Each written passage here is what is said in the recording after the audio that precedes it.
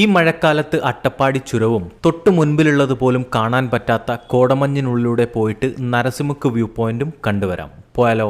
മണ്ണാർക്കാട് നിന്നും ആനക്കട്ടിയിലേക്ക് എപ്പോഴും ബസ്സുകൾ കിട്ടും. റോഡ് കുറച്ച് മോശമാണ്. മണ്ണാർക്കാട് നിന്നും 7 കിലോമീറ്റർ കഴിഞ്ഞാൽ ആനമൂളി, അവിടുന്ന് അങ്ങോട്ട് അട്ടപ്പാടി അങ്ങ് തുടങ്ങും. മഴക്കാലത്താണ് നിങ്ങൾ അട്ടപ്പാടി ചുരം കാണേണ്ടത്. പച്ച പുതച്ച കാടും നമ്മൾ പോകുന്ന റോഡിലേക്ക് വീഴുന്ന ഇതേപോലത്തെ വാട്ടർഫാളും കുറച്ച് മുകളിലേക്ക് വരുന്ന സമയത്ത് കോടമഞ്ഞ് മൂടിക്കിടക്കുന്ന അട്ടപ്പാടിയുടെ വ്യൂ പോയിന്റ്.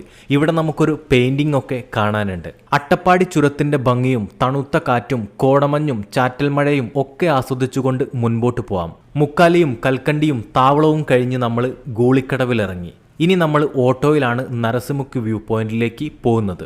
മുകളിലേക്ക് എത്തുന്ന സമയത്ത് ഇതേപോലത്തെ കുന്നുകളാണ് നമുക്ക് കാണാൻ പറ്റുക. ഇതിൻ്റെ മുകളിലൂടെ നമുക്ക് കുറച്ചു ദൂരം നടക്കാനുണ്ട്.